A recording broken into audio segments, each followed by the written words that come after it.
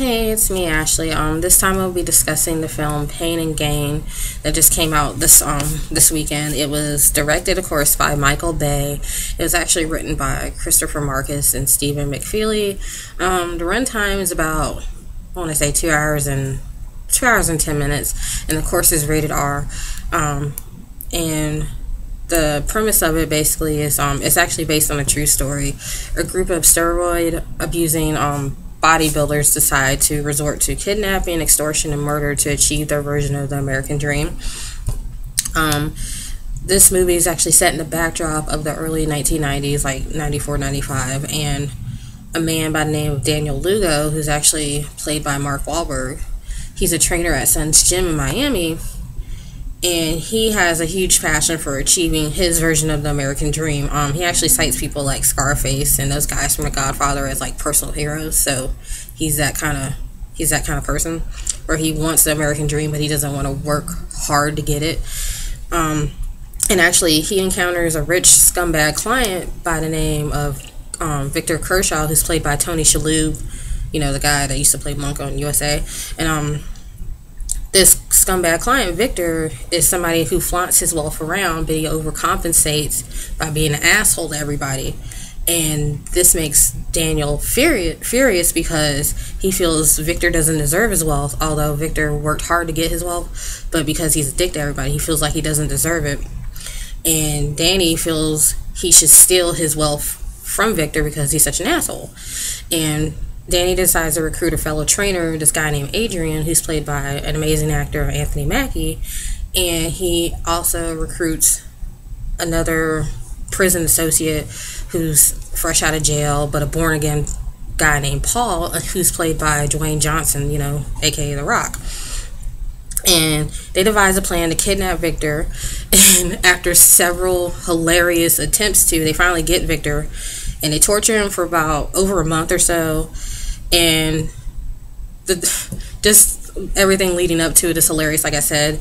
And eventually they break Victor and they get him to contact his business associates and loved ones, and convincing them that he's run away with a hot new girlfriend, and he signs away his fortune to Danny and the crew. And it all seems like it's a perfect plan up until they have to make their perfect getaway, and they screw up because they can't kill him. They booze him up, they make him crash his car, they even light the guy on fire, and that doesn't even work. They eventually try to run the dude over, and they run over his face, but you think when you try to kill somebody, you try to make sure they're dead. These idiots don't, so they just walk off. So they walk off into the sunset, basically, and Danny, Paul, and Adrian go off and live the high life. They try to mold their own version of happiness. They mooch off of Victor's wealth. They move into Victor's old house. Adrian buys a house. But by doing that, they also fall into old habits. Paul goes back into becomes a cokehead because he was a cokehead before he went in jail. So he falls back into an old habit. And they basically run through the money, and basically the money runs out. So they have to resort back to their old ways and get more money because they figure, well, this worked, why don't we just do it again? And they target a porn guy, like a porn king down the street, and say we could do the same thing again. But because these three idiots are such screw-ups, things begin to go downhill. All the while, Victor's still alive, and he hires a private detective by the name of Ed Dubois, who's played by Ed Harris, who actually believes Victor's story because, mind you, this is a true story, but with everything that happened, it just seems so over the top and so ridiculous that it's kind of unbelievable, because even Miami PD doesn't believe him, but luckily this private detective does. And he's hot on this crew's trail, and he eventually brings them to justice. And overall, I thought it was a good movie. Like, it's like hilarious, and it's supposed to be a dark comedy because there's a lot of violence in it, and there's like I said, there's murder and all this stuff, but it's like a true Michael Bay film. Like I said before, the visual flair is like superficial. It's over the top.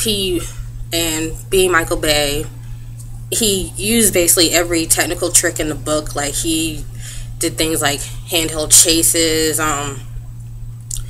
over the top slow motion, and even his trademark dolly slow-mo shots, which may be excessive to some, so I guess that could be the only bad point. Like, if you're not a fan of Michael Bay, then you're not going to like that.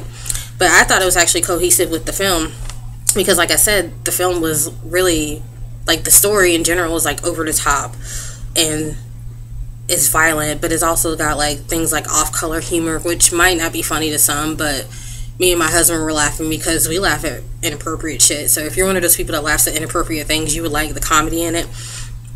And because, like I said, it matched the ridiculous story, which again is a true story. Like, at one point, it actually reminded the audience blatantly in the middle of the film with the subtitle, "This is still a true story," which I thought was freaking hilarious. And one thing I actually liked is that the director actually made Danny Lugo, who's such a idiot and a scumbag, he actually made him into like an American hero in some, like, in a twisted kind of way, because this is like a very twisted and very dark comedy. But he also actually softened the image of everybody involved in this story, which is, like, I thought was kind of cool. Mark Wahlberg's performance, like, I'm a fan of his anyway, although there was a couple movies that I was just like, like when he tried to be funny. What's that one movie he did with Will Ferrell, like The Other Guys?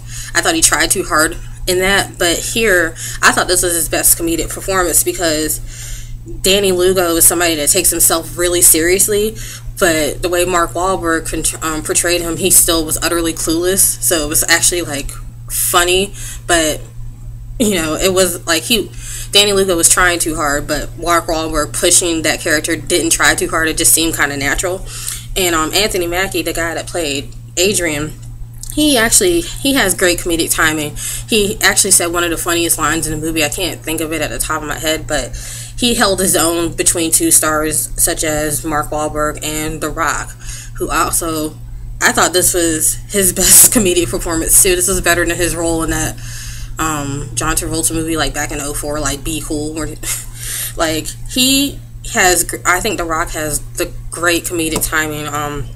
He was outstanding as a dopey, born-again Christian who seemed to be the only one in the group that showed any remorse for all the bad things they were doing. And even when he fell into being a cokehead, you were still laughing at him, but he still, you know, you just felt like, oh, this poor idiot. Like, you know, you were kind of just like, oh, this is so stupid. But, you know, I thought he was freaking hilarious. And I actually learned a couple of facts about this true story. Like, one thing that Michael Bay kind of like, that was the only thing that was kind of fictitious about the film, is it wasn't actually 3 people. It was actually a gang of 6 people, but I think he whittled it down to 3 because it seemed like a better dynamic, because 6 people you have to cram more in, and I thought maybe the dynamic was better with doing 3 people. So, and then also another thing that was like kind of taken out of the film, Danny Lugo was actually married, and if you watch the film, he gets involved with like a stripper that he passes to The Rock, but in real life, Danny Lugo was married and he was cheating on his wives because he was married several times with the stripper.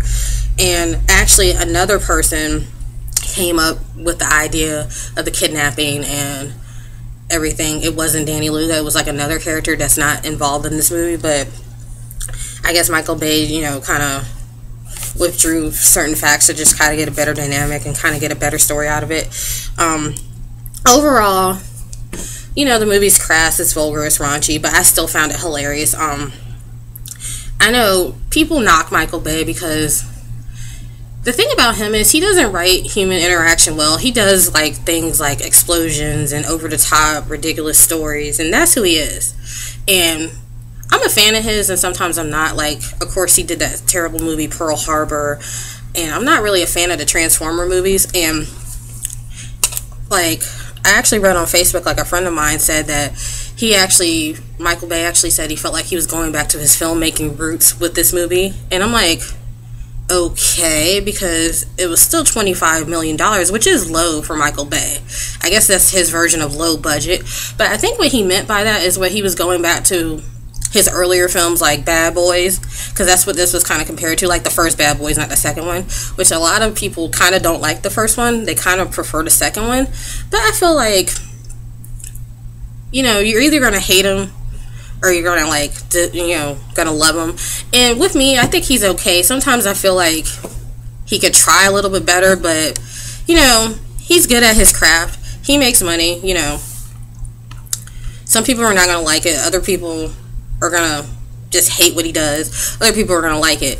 I personally like this film. So if you're kind of a fan of Michael Bay, or if you're a huge fan, you're gonna like it. But if you just hate the guy in general, then you're gonna just think this movie is over the top and obsessive and just too much. So I give it maybe 3 out of 5 stars. I still think it's I think it's a funny film, because just the ridiculousness of it, that is actually a true story, just seemed kind of interesting. So if you get a chance, watch it.